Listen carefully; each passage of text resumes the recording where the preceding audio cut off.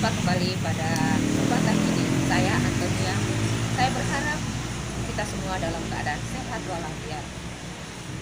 Kemarin kita sudah berbagi informasi tentang bagaimana pencegahan COVID-19 secara fisik. Video kali ini saya ingin berbagi bagaimana pencegahan COVID-19 dengan meningkatkan imunitas psikis kita. Yuk kita simak. Pencegahan COVID-19 untuk orang sehat. Bagaimana kita meningkatkan imunitas psikis atau jiwa kita? Yang pertama adalah rileks fisik kita. Yang kedua, emosi positif. Yang ketiga, pikiran positif. Yang keempat, perilaku positif. Yang kelima, relasi positif. Yang keenam, spiritual positif. Untuk fisik positif, itu lebih cenderung ke imunitas fisik dengan cara kita melakukan relaksasi, tarik napas dalam dan relaksasi otot progresif. Nanti untuk video saya yang berikut.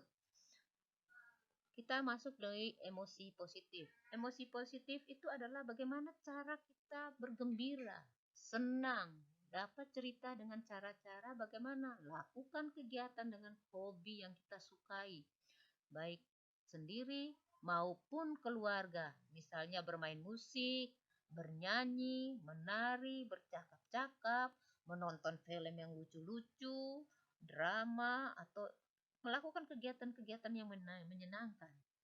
Lalu komunikasi dengan sanak keluarga kita dan teman-teman yang hal-hal kita yang komunikasi itu adalah hal-hal yang menyenangkan melalui media sosial, melalui video conference. Kenapa? Hati yang gembira adalah obat.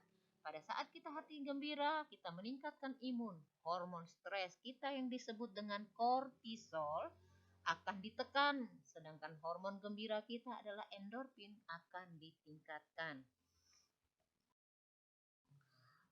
Jika kita positif, emosi kita positif, maka endorfin akan meningkat, imunitas kita meningkat, maka kita akan patuh terhadap aturan yang misalnya aturan dari pemerintah bahwa kita wajib menggunakan masker, mencuci tangan setiap saat,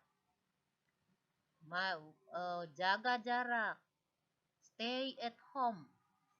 Selanjutnya kalau kita pikiran negatif atau stres, cemas, depresi, maka imun kita akan menurun.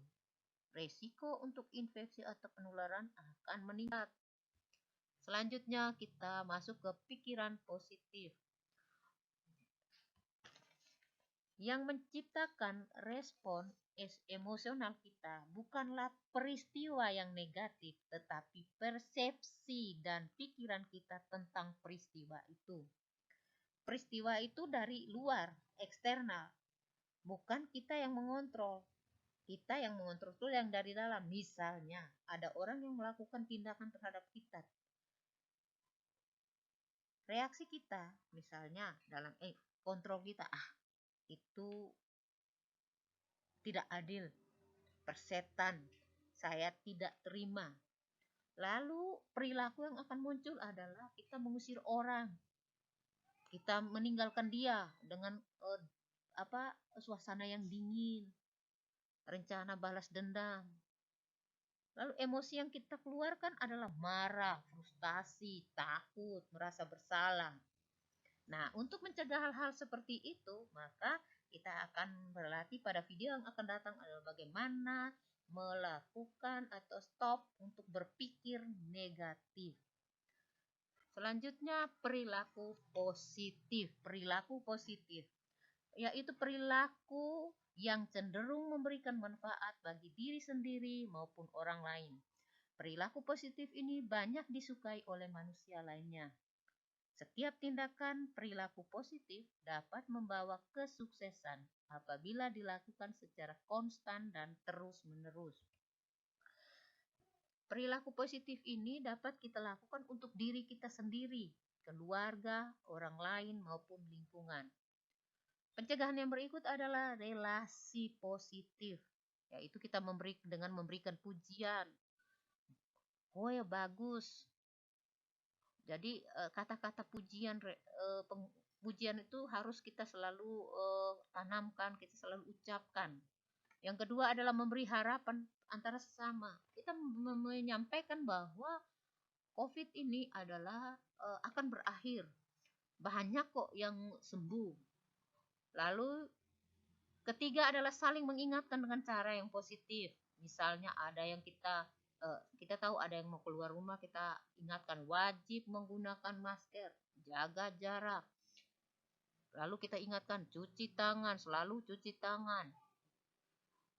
Yang keempat adalah peningkatan ikatan emosi dalam keluarga dan kelompok. Yang kelima, saling tolong menolong.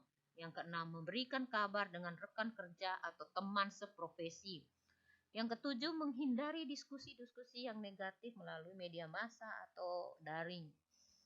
Selanjutnya, kita masuk ke spiritual positif. Nah, untuk spiritual positif ini, tolong kita ikuti himbauan pemerintah terkait pelaksanaan ibadah selama pandemi COVID-19. Kita lakukan semuanya di rumah bersama anggota keluarga, baik secara mandiri maupun daring. Dengan cara bagaimana? Berdoa bersama untuk masyarakat dengan berbagai kondisi.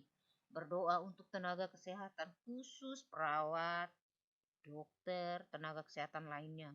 Berdoa untuk pemerintah dalam melaksanakan pelayanan kepada masyarakat dan dapat memberikan kebijakan yang berpihak pada masyarakat.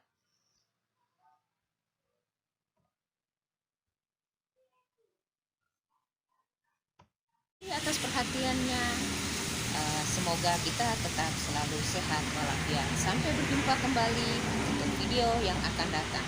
Ingat, video yang akan datang saya akan berbagi cerita atau informasi tentang bagaimana membangun pikiran yang positif.